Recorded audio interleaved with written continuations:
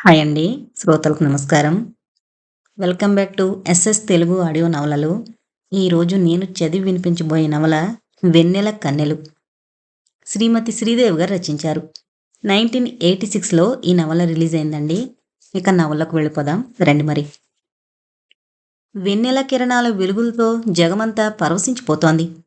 మాలతీ పూల గుత్తులు, పారిజాతాలు, సన్నజాజులు, మల్లెలు "నువ్వు మా నేస్తం సుమి" అని చంద్రుని వంక చూసి మత్తుగా నవ్వుతున్నాయి. రేరాణి సుమసౌరభాల్ని నలువైపులకి హాయిగా విరజిమ్ముతూ గర్వంగా నవ్వుతోంది. మధు, ఏంటే ఆ పారవస్యం? వెన్నెల్లో నవ్వుతున్న పూలని, వెన్నెల జలకాలాడుతున్న ప్రకృతిని మైమరిచి చూస్తున్న మధురలాలస త్రుళ్ళిపడి హారతివైపు తిరిగింది. ఏం లేదు, ఇంత ప్రశాంతమైన సౌందర్యంలో ఎంత హాయిగా చీకు చింతా లేకుండా గడుపుతున్న నీ అదృష్టాన్ని గురించి ఆలోచిస్తున్నాను. హారతి పకపకా నవ్వింది. పారిజాతాల మీద మంచు బిందువులు పడి మెరిసినట్లుందా నవ్వు? బావుంది గాని భావుక మహారాణి, వచ్చి కూర్చో. హారతి మధుర చేయి పట్టుకుని నడిపించుకుని తీసుకొచ్చి కుర్చీలో కూర్చోబెట్టింది. పసుపచ్చని మేనిఛాయ్తో సన్నగా పొడవుగా ఉండే హారతి కళ్ళు ఎప్పుడూ ఏవో స్వప్నలోకాల్లో విహరిస్తున్నట్లుగా ఉంటాయి. అక్కడున్న మరో 2 కుర్చీల్లో ఆశాలత, భారతి కూర్చుని ఏవో మాట్లాడుతున్నారు. ఆశాలత గులాబీ రంగు ఛాయలో మలిచిన శిల్పంలా ఉంటుంది. వేసుకున్న బట్టలు అంత ఖరీదువి కాకపోయినా పొందికగా, అందంగా ఆమె శరీరాన్ని అంటిపెట్టుకునున్నాయి. భారతి పొట్టిగా, బొద్దుగా, ముద్దబంతి పువ్వులా ఉంటుంది. కళ్లల్లో ఆశల తారకలు మెలమెల్లాడుతుంటాయి. పొడవాటి లావైన కేశపాసం ఆమెలో ప్రత్యేకమైన ఆకర్షణ. ఏంటి రతి, మన నడుస్తున్న ఎన్సైక్లోపీడియా ఏమంటోంది? వెన్నెల్లో నిలబడి ఆశాలత చమత్కారంగా నవ్వింది. ఏం లేదు, ఈ ఉపవన సౌందర్యాన్ని వర్ణించి పారేస్తుందట. గలగలా నవ్వుతూ కూర్చుంది హారతి. ఎంత హాయిగా నవ్వగలవు రతి, దీర్ఘంగా నిట్టూరుస్తూ అంది భారతి. నీకు మాత్రం ఏమైందే హాయిగా నవ్వక? మీ మధ్యతరగతి వాళ్ళకుండే తెగులే ఇది. తమకే అన్ని బాధలు, సమస్యలు ఉన్నట్లు ఊరికే వెధవఫోజులేసుకుంటూ కొంప మునిగిపోయినట్లు కూర్చుంటారు అంది మధుర. ఆ పిల్లకి ఆత్మవిశ్వాసం ఎక్కువ. ఉన్నత మధ్యతరగతి కుటుంబం నుంచి వచ్చింది. తండ్రి లెక్చరరు. ప్రతిదీ నిశితంగా ఆలోచించి విమర్శిస్తుంటుంది. ఎంతకీ అసలు విషయం దాటేస్తున్నారు. కాలేజీ చదువులు అయిపోయాయి. ఇక ముందు కార్యక్రమం ఏమిటి? ఏంటే మధు, నీ విషయం చెప్పు. ఏదో ఆలోచిస్తున్న మధురని కదిలించింది హారతి. అబ్బా, ఏం ఆలోచిస్తావే బాబు, క్లాస్ వస్తుందిలే. పుస్తకాల పురుగువి, నీ క్లాస్ రాకపోతే లోకాలే మునిగిపోతాయి హాస్యం చేసింది ఆశాలత. చామన ఛాయ, పెద్ద పెద్ద కళ్ళు, పొడవైన ముక్కు, సన్నగా పొడవుగా, చూడగానే ఆరాధనాభావం కలిగించే రూపం మధురలాలసది. నే ముందే చెప్పానుగా, భారతిలాగా ఎక్కువ ఆశలు లేవు నాకు. హారతిలాగా ఆదర్శభావాలు, ఊహాలోకాల్లో విహరించలేను. ఎంఏ చేసి పిహెచ్డి చెయ్యాలి, అదే నా ఆదర్శం. అప్పుడే పెళ్లి చేసుకుని ఆ రొంపిలో దిగాలని కోరుకోను స్థిరంగా, గంభీరంగా అంది మధుర. భారతి ఉక్రోషంగా చూసింది మధుర వైపు. అవునులే మహాతల్లి, మాకే ఆశలెక్కువ. అలవి కాని ఆశలే గాని అవి తీరే మార్గం లేదు. ఏమీ లేని వాళ్లకే అన్ని ఆశలును. హారతిలాగా డబ్బు లేదు, నీలాగా ఇంటెలిజెంట్ని కాదు. మరి ఏవో కలలు తిని బ్రతకాలిగా. అప్పటికే ఆ పిల్ల కళ్ళల్లో నీళ్లు తిరుగుతున్నాయి. స్టాప్ స్టాప్ తల్లి భారతి, నెత్తిమీద నుంచి గంగా భావనిని దింపకు. మనలో మనం ఒకరినొకరు హేళన చేసుకోవడం బాగాలేదు. ఆశలనేవి అందరికీ ఉంటాయి. కొందరికి నెరవేరతాయి, కొందరికి తీరని కోరికల్లా మిగిలిపోతాయి. దానికి బాధెందుకు భారతి? నువ్వు బాధపడకు. మధు, నువ్వు భారతిని క్షమాపణ వేడుకో. ఆజ్ఞాపనలో ఆత్మీయతుంది. మన మధ్య విభేదాలు, మనస్పర్ధలు రాకూడదన్న ఆరాటం ఈముడుంది. క్షమించవే భారతి. మాధురి భారతి దగ్గరగా వచ్చి చేతులు పట్టుకుని దీనంగా అడిగింది. చ, ఎందుకీ ఫార్మాలిటీస్? మాలాంటి వాళ్ళు నలుగురి చేత అనిపించుకోవడానికి, నలుగురి నోళ్లలో నానడానికి పుడతారు. ఆ పిల్ల గొంతులో ఆవేదన తరంగాలు. అదిగో, నీకు కోపం పోలేదన్నమాట. కాళ్ళు పట్టుకోనా కోమలాంగి? సంభాషణ దారి మళ్లించాలని ప్రయత్నిస్తూ అంది ఆశాలత హారతి వైపు చూసి. హారతి కోన, నీ ఫ్యూచర్ ప్లాన్ ఏంటో చెప్పు. తెక్కిన ఇద్దరు ఆమె వంక కుతూహలంగా చూశారు. హారతి ఫ్లవర్ వేజ్లోని గులాబీ రేకులను సున్నితంగా తాకుతూ మృదువుగా, గంభీరంగా చెప్పసాగింది. ఏముంది, ఈ ముగ్గురు రాజకుమార్తెలకు ముగ్గురు అందమైన రాకుమారులను చూసి వివాహం చేయడం. చి పో. ముగ్గురు ఒకేసారి సిగ్గుపడిపోయారు. పోవే బాబు, వెధవ లేకు, సీరియస్గా చెప్పు. నాకేం ఇప్పుడప్పుడే పెళ్లి చేసుకోవాలని కోరిక లేదు. ఇకపోతే భారతి, ఆశాలత వాళ్ళిద్దరి సంగతి చూడు అంది మధుర. హారతి ముఖం గంభీరంగా అయిపోయింది. కళ్ళు ఏ స్వప్నలోకాల వైపు చూస్తున్నట్లున్నాయి. మీరు నవ్వనంటే చెబుతాను. చెప్పవే బాబూ. నవ్వంగాని సస్పెన్స్తో చంపేయక, కొంపదీసి ఏ రాక్షసుడి కన్నా మనసిచ్చావా ఏం? భారతి ఆత్రంగా అడిగింది. ఆ పిల్లకి ప్రేమించి పెళ్లి చేసుకునే వాళ్ళని చూస్తే అమితమైన ఆసక్తి. వాళ్ళు ప్రేమ కోసమే పుట్టి ప్రేమ కోసమే జీవిస్తున్నట్లుగా భావిస్తుంది. అలాంటి ప్రమాదం జరగలేదు కానీ మాకు ఆస్తి, అంతస్తు, హోదా ఉన్నాయి. ఇవేవీ లేని ఓ సామాన్య యువకుణ్ణి ఆదర్శభావాలు గలవాణ్ణి చేసుకోవాలనుంది. అది ఎంతవరకు నెరవేరుతుందో చెప్పలేను. Here here. ఆదర్శం బాగానే ఉంది గాని ఆచరణలో కష్టసాధ్యం. ఆశాలత ఆలోచిస్తూ అంది. నువ్వు చెప్పాసా, నీకు ఎలాంటివాడు భర్తగా వస్తే ఇష్టం? హారతి అడిగింది. ఆశాలత చటుక్కున తలదించుకుంది. చెప్పలేని భావం మీదో ఆమె ముఖం మీద ఒక క్షణం తారట్లాడి మాయమైపోయింది. ఏమో హారతి, నాకంత పెద్ద పెద్ద ఆశలేమీ లేవు. ఎవరో ఒకరు మా అన్నయ్య చూపించిన వాణ్ణి చేసుకుంటాను. ప్రత్యేకంగా ఇది అని అభిప్రాయం లేదు. మెల్లగా మృదువుగా అంది. కోతల కొయ్యకే ఆశ. ప్రతి వాళ్ళకి నెరవేరినా నెరవేరకపోయినా కొన్ని ఆశలు, నిర్దుష్టమైన అభిప్రాయాలు ఉంటాయి. నువ్వేదో దాస్తున్నావు మా ముందు. భారతి నిలదీసి ప్రశ్నించింది. ఏమో భారతి, నాకంత పెద్దగా ఆశలు లేవు. ఆశలున్నా అవి ఫలించవు. అందము, ఐశ్వర్యము, మంచి హోదాగల యువకుడు భర్తగా రావాలనే ప్రతి కన్య కలలు కంటుంది. కానీ ఎంతమందికి ఆ ఆశలు నెరవేరుతున్నాయి? అడ్జస్ట్ అయి బ్రతకడం లేదు. నిరాశగా నిట్టూర్చింది. అమ్మాయి ఎక్కడో దెబ్బతిన్నట్లుంది. హారతి సానుభూతిగా చూసింది. చుట్టూ ఉన్న ప్రపంచ తీరుతెన్నులు చూస్తుంటే మన ఆశలు ఎంత నిర్ధకమైనవో తెలుస్తోంది. మా నాన్న చెల్లెలు సుజాత మీకు తెలుసుగా, బంగారు ప్రతిమలా ఉంటుంది. సుకుమారమైన భావాలు, సున్నితమైన హృదయం. మా అంకుల్ దానికి పూర్తి ఆపోజిట్. ఎంత మొరటి మనిషో చెప్పలేం. ఆకారమే కాదు, స్వభావము అంతే. అతనికి లేని అలవాటంటూ లేదు. పేరుకి పెద్ద ఆఫీసర్. ఆ హోదా, ఆ డబ్బు చూసుకుని మురిసిపోవలసిందే. మనశ్శాంతి లేదు ఆంటీకి. ఎవరో ఒకరికి అలా జరిగిందని అందరికీ అలాగే జరుగుతుందనుకోకూడదు. మా ఇంటి ఎదురు అహల్యం చూడు, నల్లగా మసిబొమ్మలా ఉంటుంది. ఆయన బ్యూటిఫుల్గా ఎంత బాగుంటాడో, ఆమెని ఎంత అపురూపంగా చూసుకుంటాడు. మై గాడ్, నాకే ఆశ్చర్యం వేస్తుంది. భారత్ అంది. అసలు కీలకం ఎక్కడుందో నీకు అర్థం కాలే. ఆవిడ ₹1,00,000 కట్నం తీసుకొచ్చింది. అడపాదడపా అతన్ని ఆర్థికంగా ఆదుకుంటూనే ఉంటుంది. అంటే డబ్బుతో భర్త ప్రేమని కొనుక్కుంటుందన్నమాట. ఆశాలత భారతీవాదాన్ని తుంచేసింది. అలా ఎందుకనుకోవాలి? ఆ మనిషి అందంగా లేకపోయినా మనసు మంచిదేమో. ఆ మంచితనంతోనే భర్తని లొంగదీసుకుందేమో. ఏమో, కావచ్చు. ఆశాలత అంగీకరించింది. చెప్పాసా, నీ దృష్టిలో భర్త ఎలా ఉండాలి? కనీసం మా ముందైనా మనసు విప్పి చెప్పకూడదా? హారతి బ్రతిమలాడింది. నా దృష్టిలో బాహ్య సౌందర్యం లేకపోయినా మానసిక సౌందర్యం ఉండాలి. నన్ను అపురూపంగా చూసుకోవాలి. అలాగని బొత్తిగా హెన్పెకడగా ఉండకూడదు. అవసరమైనప్పుడు మందలించాలి. ప్రేమగా లాలించాలి. మొగలి పువ్వులా గుచ్చుకోవాలి. మగసిరికి ప్రతినిధిలా ఉండాలి. స్థిరంగా, గంభీరంగా అంది. హారతి విస్ఫారిత నేత్రాలతో చూసింది. సన్నగా, పీలగా, అర్భకంగా ఉండే ఈ పిల్లలో ఎంత చక్కని భావాలున్నాయి, ఎంత స్థిరమైన అభిప్రాయాలు అనుకుంది మనసులో. భారతి ప్రశంసాపూర్వకంగా చూసింది. భారతి, నెక్స్ట్ ఛాన్స్ నీది. ఎలాంటి వరుడు కావాలో అమ్మాయి గారికి. ఓరగా భారతి వైపు చూసింది మధుర. భారతి తెల్లని ముఖంలో అరుణవర్ణం చోటు చేసుకుంది. దానికి ఎద్దనపూడి హీరో లాంటివాడు కావాలి, అవునా? తమాషాగా నవ్వింది ఆశాలత. నువ్వన్నది నిజమే. పెళ్లి విషయంలో మాత్రం సర్దుకుపోవడమంటూ లేదు. నే కోరుకున్న కలలు కనే యువకుడి కోసం ఎంతకాలమైనా వెయిట్ చేస్తా గానీ మనసుని సరిపెట్టుకోవడమంటూ ఉండదు.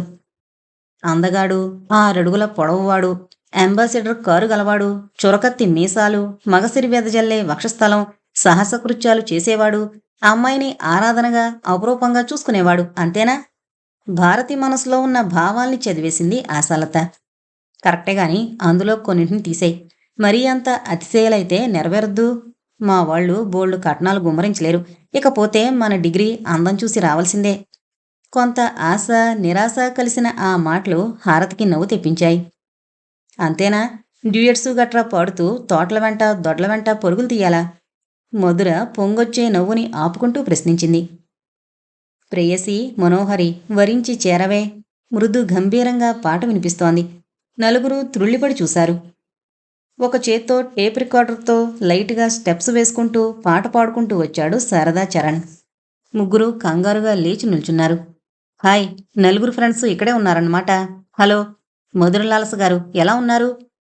సూరన్నగారి కల నుంచి జారిపడి ఏమేం ఘనకార్యాలు సాధించారు? హాయ్ భారతి గారు, ఎలా ఉంది మీ సృష్టి? I mean me dream creation. Hello Ashalatha గారు, తర్వాత ఏం చేయదలుచుకున్నారు? ప్రశ్నలతో ముగ్గురిని ఉక్కిరిబిక్కిరి చేశాడు. నిదానంగా కూర్చుని అడగరా, ఏంటా కంగారు? ఎంతకే నేను చెప్పిన పని చేశావా? హారతి అన్నగారి ఉత్సాహ ప్రవాహానికి ఆనకట్ట వేసింది. సోదరి ఆజ్ఞాపించడం సోదరుడు చేయకపోవడమునా? ఏయ్ రంగమ్మ, ఇలారా అని పిలిచాడు మెట్ల దగ్గరికెళ్ళి. 30 ఏళ్ల రంగమ్మ పరిగెత్తుకుంటూ వచ్చింది. డైనింగ్ టేబుల్ మీద ఒక ప్యాకెట్ ఉంది, తీసుకురా. 5 నిమిషాల్లో రంగమ్మ పైకొచ్చింది, చేతిలో చీరల ప్యాకెట్. అందులో 3 క్రీమ్ సిల్కు చీరలున్నాయి. ప్రతి సంవత్సరం ఇలా నువ్వు చీరలివ్వడం, మేం తీసుకోవడం ఏం బాగాలేదు. నీకు కనీసం జాకెట్ పీస్ ఇచ్చే స్థితిలో కూడా మేం లేము. ముందుగా మధుర తన అభ్యంతరాన్ని తెలియజేసింది. ప్రతి సంవత్సరం ఇలాగే 4 ఒకే రకం చీరలు తెప్పిస్తుంది హారతి. అదొక అలవాటైపోయింది. పోన్లేవే, దానికుంది ఇస్తుంది, మనలాంటి వాళ్ళమేమిస్తాం? భారతి హారతి చర్యను సమర్థించింది. హారతి చిరునవ్వుతో అంది, మీరు ఏది కాదన్నా ఇది కాదనడానికి వీల్లేదు. ఇది మన నలుగురి కలయికకొక తీపి గుర్తు. నాకు తృప్తి. తీసుకోండి ఫ్రెండ్స్, ఇది పూర్వజన్మలో శ్రీకృష్ణుడి చెల్లెలే ఉంటుంది. ఈ 3 చీరలతోనే మా ఆస్తి అంతస్తు కరిగిపోతాయా? శారదాచరణ్ అంటున్న మాటలకి ముగ్గురు మరేం సమాధానం చెప్పలేకపోయారు. హారతి విశాల హృదయం, స్నేహపిచ్చలమైన మనసు ఆ చీరల్లో ప్రతిఫలించినట్లనిపించింది. ముగ్గురికి కళ్ళల్లో నీళ్లు తిరిగాయి. నీకు మేం ప్రతిఫలంగా ఏమివ్వగలం అన్న భావం ప్రతిఫలించింది ఆ 3 జతల కళ్ళల్లో. మనం నలుగురి స్నేహం ఇలాగే కలకాలం వర్ధిల్లాలి, హారతి మనస్ఫూర్తిగా అనుకుంది. అనిర్వచనీయమైన భావంతో నలుగురి మనసులు నిండిపోయాయి. సినిమా హాల్ నుంచి బయటకొచ్చి కారు కోసం చూసింది హారతి. కారొచ్చిన జాళ్లేదు. తల్లి ఏ మహిళా మండలి మీటింగ్ హడావిడిలోనో పడిపోయి మరిచిపోయి ఉంటుంది. విసుగ్గా వాచ్ వంక చూసుకుంది. తల్లి మతిమరుపుతనానికి తిట్టుకుంది. ఇంగ్లీష్ పిక్చర్ కావడంతో ఆశ, భారతి, మధుర ఎవరూ రాలేదు. విసుగ్గా వాచ్ వంక మరోసారి చూసుకుంది. రిక్షా కావాలా మేడం? చాలా వినయంగా వినిపించిందో కంఠం. చటుక్కున త్రుళ్ళిపడి తలెత్తి చూసింది. దాదాపు 6 అడుగులుంటాడు మనిషి. మామూలు ప్యాంటు, షర్టు, కొద్దిగా పెరిగిన గెడ్డం, ఎదుటివాళ్ని నిశితంగా పరిశీలించే చూపులు, తీర్చిదిద్దిన ముక్కు, పెదవులు, చెంపలు. వినయం, సౌజన్యం ఉట్టిపడుతున్నాయా ముఖంలో. రిక్షా కావాలా? ఆ స్వరంలో ఒక విధమైన గాంభీర్యం, ఆకర్షణాశక్తి. మరేం మాట్లాడకుండా ఎక్కి కూర్చుంది. ఎక్కడికి పోవాలో చెప్పింది. హారతికి రిక్షావాళ్ని మాట్లాడించడం అంటే ఎందుకో ఇష్టం. ఏ అజ్ఞాత హీరో ఇలా రిక్షా తొక్కుతున్నాడో అనుకుంటుంది. ఏ గ్రాడ్యుయేట్ విధిలేకిలా శ్రమ పడుతున్నాడో అని ఆలోచిస్తుంది. రోజుకి ఎంత సంపాదిస్తావోయ్? చనువుగా అడిగింది. 10 రూపీస్ దాకానండి, ఎక్కువ బేరాలుంటే 15 దాకా. అతని ఆంగ్ల ఉచ్చారణ ఎంతో బాగుంది. ఎంతవరకు చదువుకున్నావు? చెబితే రిక్షా దిగిపోరు కదూ. దీర్ఘంగా నిట్టూర్చింది. ఎంఏ. బరువుగా వెలువడ్డాయా అక్షరాలు. హారతికొక్క క్షణం కూడా ఆ రిక్షాలో కూర్చోవాలనిపించలేదు. సారీ మిస్టర్, బాధగా అంది. వేదనాపూరితంగా నవ్వాడతను. ఈ దేశంలో ఇలాంటి కథలు చాలా మామూలు మేడం. కొంపదీసి మీకేదన్నా ఒక పెద్ద కంపెనీ ఉందా? నాకు ఉద్యోగం చూసి పెడతారా? ప్రయత్నిస్తాను, రేపొకసారి కనిపించు. రిక్షా దిగి పర్సు తీసి డబ్బులు ఇవ్వబోయింది. ఆమె చేతిలోని 50 రూపాయల నోటు చూసి నివ్వెరపోయాడతను. ఆ 3 అంతస్తుల మేడవంక, ఆమె కట్టుకున్న ఖరీదైన చీరవంక, ఆ నోటు వంక మార్చి మార్చి చూశాడు. ఈ బీదవాణ్ణి ఈ రూపంగా అవమానించకండి ప్లీజ్. చిల్లర లేకపోతే మరోసారి తీసుకుంటాను. ఆమె సమాధానం కోసం ఆశించకుండా రివ్వున రిక్షా తొక్కుకుంటూ వెళ్ళిపోయాడు. చేష్టలుడిగిందాల్లా అలాగే నిలబడిపోయింది హారతి. లోపల నుంచి లోపాముద్రొచ్చింది. కూతుర్ని ఆ స్థితిలో చూసి పరిస్థితి అర్థం చేసుకుంది. ఓ తల్లి కరుణామయ్యి, లోపలికి నడు. నువ్వు ధర్మం చేస్తానన్నా స్వీకరించేవాళ్ళుండద్దు. ఇంత పిచ్చి ముఖాన్ని ఎలా బ్రతుకుతావో అర్థం కావడం లేదు. నీకు బొత్తిగా డబ్బు విలువ తెలీదు. పద పద లోపలికి. అప్పటికిగాని ఆమెలో చలనం కలగలేదు. లేదమ్మా, అతను చాలా సంస్కారవంతుల్లా కనిపిస్తున్నాడు. రిక్షా బాడు కూడా తీసుకోకుండా వెళ్ళిపోయాడంటే నాకు చాలా బాధగా ఉంది. అంతగా అతనికి డబ్బులు అవసరమైతే రేపొస్తాడు గాని నువ్వురా, వాడి కోసం కూడు నీళ్లు మాని తపస్సు చేయనక్కర్లేదు. తల్లి అలా విదిలిస్తూ మాట్లాడడం నచ్చలేదు ఆమెకి. ఎందుకమ్మా బీదవాళ్ళంటే అంత చిన్నచూపు నీకు? చిన్నచూపు లేదు, పెద్ద చూపు లేదు. నీలాగా దాన ధర్మాలు చేస్తూ కూర్చుంటే తట్లో కాపురం బుట్టలోకి రావాల్సిందే. కూతురి చేయి పట్టుకుని లోపలికి లాక్కెళ్ళింది. అన్యమనస్కంగా లోపలికి నడిచిందామె. ఆమె మనసు నిండా అతని రూపమే నిండిపోయింది. నేను ముచ్చు సంబంధం చేసుకోను. లోపల నుంచి ఆశాలత కంఠం గట్టిగా మొండిగా వినిపిస్తోంది. హారతి, భారతి, మధుర అలాగే నిలబడిపోయారు ఆశ్చర్యంగా. చేసుకోవు? ఎందుకు చేసుకుంటావ్? మన అంతస్తు చూసి మనమిచ్చే కట్నాలకు ఆశపడి ఏ కలెక్టరో, డాక్టరో వస్తాడనుకుంటున్నావా? అటువంటి పిచ్చి పిచ్చి ఆశలు మానుకో. ఆరోగ్యానికి మంచిది. గంభీరంగా వినిపిస్తోందో పురుష కంఠం. నేను చస్తే చేసుకోను. జీవితాంతం పెళ్లి లేకుండానన్నా ఉంటాను గాని ఆ గుమస్తగాడిని చేసుకుని వెధవ జీవితం సాగించలేను. అమ్మా మహారాణి, ఆ ఊహాలోకం విడిచిపెట్టి యథార్థానికి దిగిరా. మన పరిస్థితి ఆలోచించు. కాళ్ళ దగ్గరకొచ్చిన సంబంధం కాదంటే రేపు బాధపడాలి. జీవితంలోని నగ్న సత్యాల్ని విప్పి చెబుతున్న ఆ గొంతులోని వ్యధ సూటిగా హారతి హృదయాన్ని తాకింది. దాంతో నీకెందుకురా గొడవ? దాన్ని ఒప్పించే పూచీ నాది. నువ్వెళ్ళు. ఆశాలత తల్లి ఇద్దరికీ రాజీ చేయాలని ప్రయత్నిస్తోంది. ఇంట్లో నుంచొచ్చిన అతను ఎటూ చూడకుండా చకచకా నడిచి వెళ్ళిపోయాడు. ముగ్గురు భారమైన హృదయాలతో లోపలికి నడిచారు.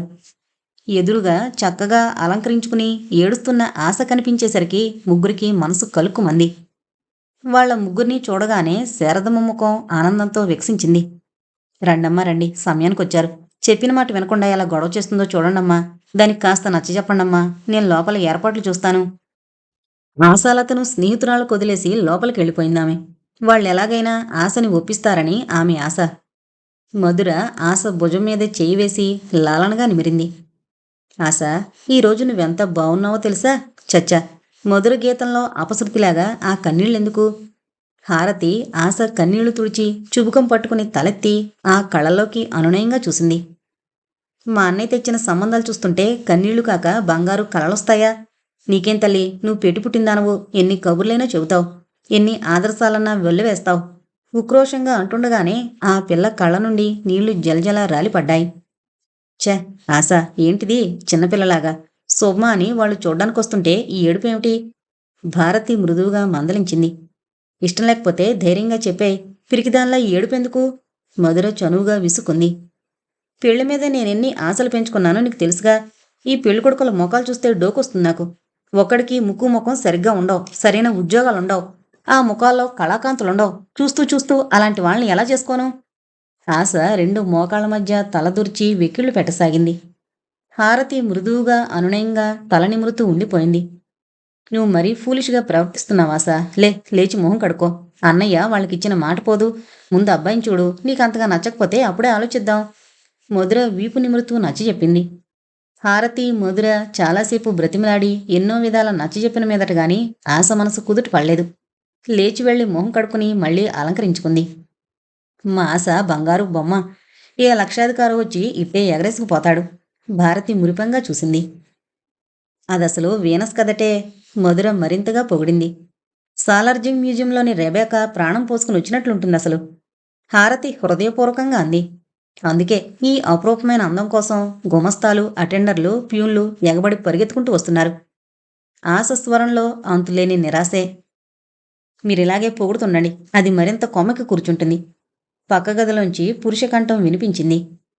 ముగ్గురు కామ్గా అయిపోయారు. హారతికి మాత్రం ఆ వ్యక్తిని చూడాలని పదే పదే అనిపిస్తోంది. మీ అన్నయ్యని పరిచయం చేయి అనడం సభ్యత కాదేమో అనిపిస్తోంది ఒక్కోసారి. అతనెవరు? ఆశ అన్నయ్య? గుసగుసగా అడిగింది మధురని. అవునన్నట్లు తలాడించింది. చాలా ఖచ్చితమైన అభిప్రాయాలున్న మనిషి. ధనవంతుల పొడగెట్టదు. ఆడవాళ్ల గాలి అసలే పనికిరాదు. భారతి వివరించింది. ఎందుకంత నారీద్వేషం పాపం?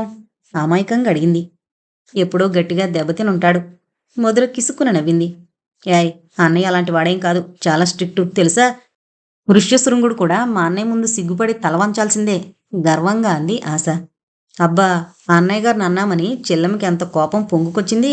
ఎప్పటిదాకా విమర్శించింది, ఇప్పుడేమో సమర్థిస్తోంది. అవురా? హారతి ఆశ్చర్యంగా చూసింది.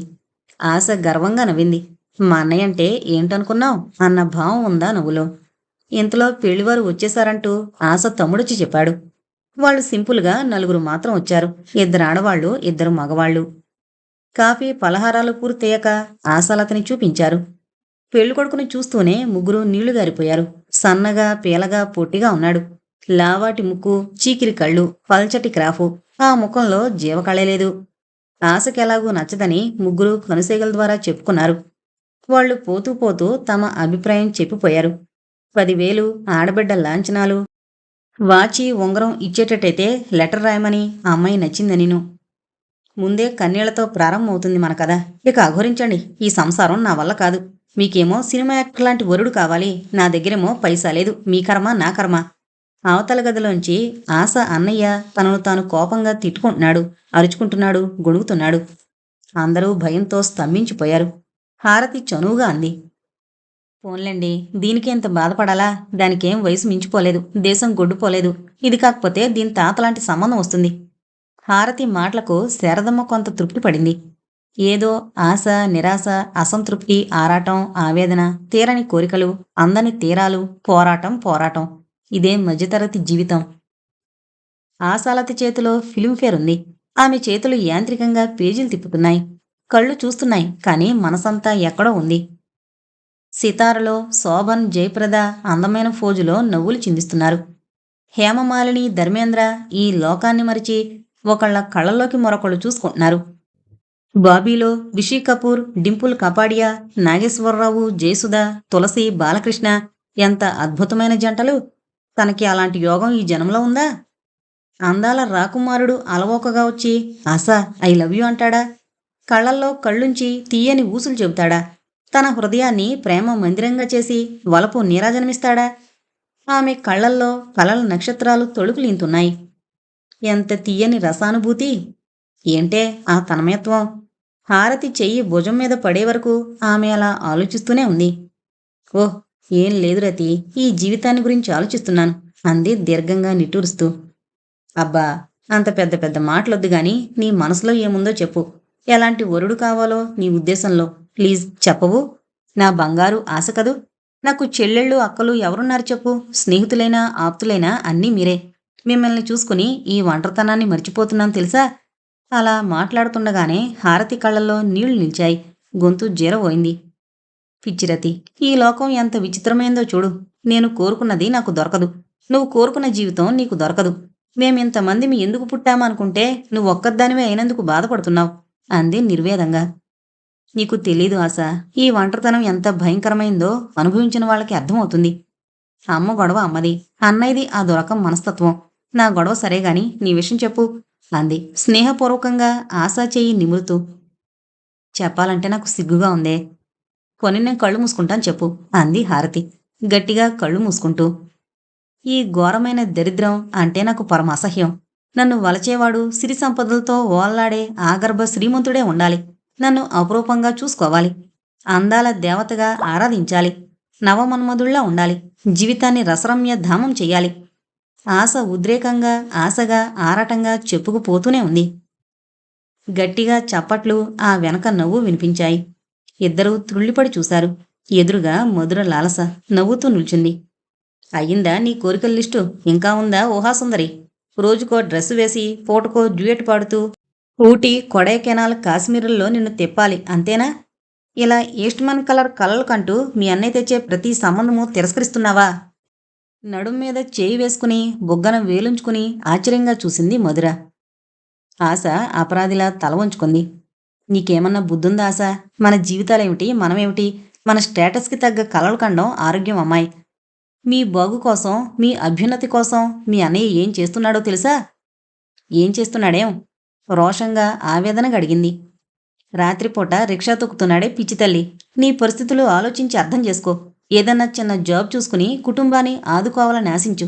అంతేగాని ఇలాంటి పిచ్చి పిచ్చి కలలు ఆరోగ్యానికి మంచిది కాదు. హారతి, ఆశాలత ఇద్దరూ త్రుళ్ళిపడ్డారు. అన్నయ్య రిక్షా తొక్కుతున్నాడా? మెల్లగా గొణుక్కుంది. ఇంకా చెప్పమంటావా? అర్ధరాత్రి వరకు రాజాగారి అకౌంట్స్ చూస్తాడు. ఇలా 24 గంటలు రెక్కలు ముక్కలు చేసుకుంటేనే గాని మీ సంసారం గడవడం లేదు. ఇదిగో రతి, నీకిదే చెప్తున్నా. దానికి లేనిపోని ఆశలు కల్పించుకో. అవన్నీ నెరవేరవు. ఖచ్చితంగా చెబుతున్న మధురవంక ఇద్దరూ బేలగా నిస్సహాయంగా చూశారు. 10 నిమిషాల వరకు నిశ్శబ్దం రెక్కలు విప్పుకుంది వారి మధ్య. నాకు బిఎడ్లో సీట్ వచ్చింది, వెళ్ళిపోతున్నా. లలిత కాన్వెంట్లో ఒక టీచర్ కావాలట. ఆశ, ఆ హెడ్ మిస్ట్రెస్ నాన్నగారికి బాగా తెలుసు. నీకిష్టమైతే అక్కడ టీచర్గా చేరు. చన్నేళ్లకు వేణీళ్లు తోడుగా ఉంటుంది. నే చెప్పాల్సింది చెప్పా, ఆ తర్వాత నీ ఇష్టం. మధురకి కంగ్రాచ్యులేషన్స్ చెప్పి ఆలోచనలో పడిపోయింది హారతి. ఈ దేశంలో యువశక్తి ఎంత వృధా అయిపోతుంది.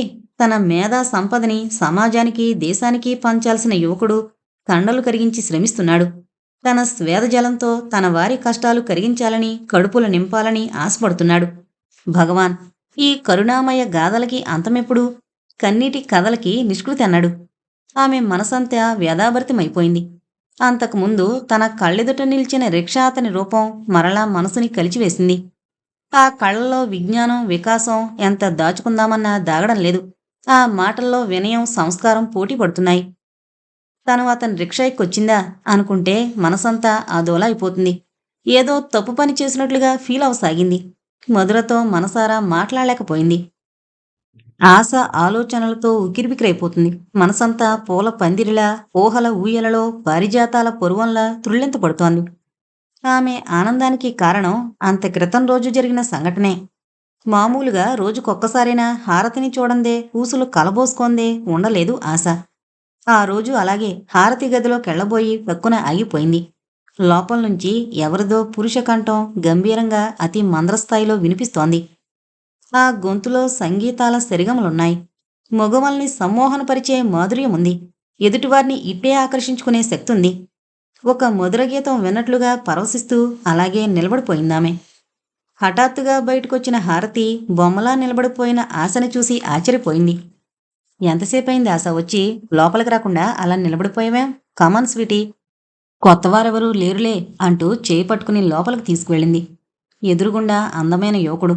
కన్నె కలలు రూపుదాల్చినట్లు అమ్మాయిల మధురమైన హృదయాలను గిలిగింతలు పెట్టే రూపం అతంది. బాగా పొడుగుకి తగిన లావు, తెలుపు ఎరుపు కలబోసిన రంగు, అందమైన రింగుల జుట్టు, పొట్టిగా కొనదేలిని నాసిక, చక్కని షేపులో చుబుకం, కొద్దిగా లావుగా ఉన్న అందమైన పెదవులు. రెప్పవాల్చడం మరిచిపోయి అలాగే చూడసాగింది. గులాబీ రంగు ఛాయలో, అతి సామాన్యమైన అలంకరణలో అసాధారణమైన అందంతో మెరిసిపోయే ఆశాలతని అతను ఒక్క క్షణం చూపు తిప్పుకోలేనట్లు ఆరాధనాపూర్వకంగా చూశాడు. ఎవరనుకున్నావాసా? లాయర్ రాజగోపాల్ గారి సుపుత్రుడు ప్రవీణ్. పూర్తి పేరు మదన ప్రవీణ్. మేమంతా మదనని పిలుస్తుంటాం.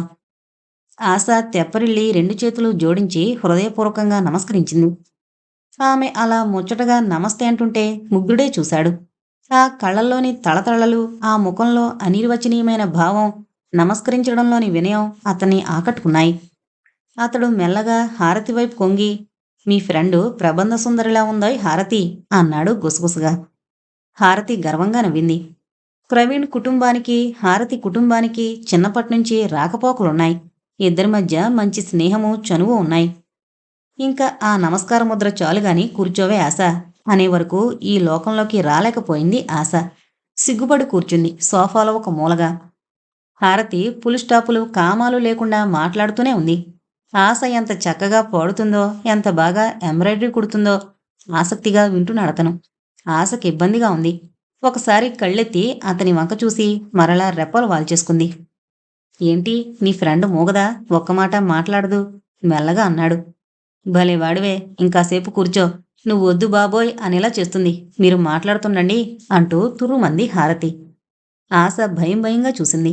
అతని వంక సూటిగా చూడాలనుంది. చూడ్డానికి సిగ్గుగాను ఉంది. అతని చూపులు ఎక్స్రే కిరణాలుగా మారి శరీరాన్ని తాకుతుంటే గిలిగింతగా అనిపించింది. ఏమండి ఆశలత గారు, ఏంటలా మొగ్గలా ముడుచుకుపోయారు? చనువుగా ప్రశ్నించాడు. మీరలా సూటిగా చూస్తుంటే ముడుచుకోక ఏం చేయమంటారు? బిడియంగా అంది. ఓ సారీ అంటూ అక్కడే ఉన్న పేపర్ని తీసుకుని ముఖానికి అడ్డంగా పెట్టుకున్నాడు. అది విసుగ్గా అనిపించింది. ఏమండి, అందాన్ని తనివితేరా చూడకూడదా? ఆ త్రుళ్ళిపడి చూసింది. అందముంది చూసి ఆనందించడానికే కదండి. సారీ, నేనేమన్నా పొరపాటుగా మాట్లాడానా? చిన్నపిల్లాళ్లా ముఖం పెట్టాడు. ఆ ముద్దు ముఖం చూసి మనస్ఫూర్తిగా నవ్వింది ఆశ. మీరెంత బాగా నవ్వుతారో తెలుసా?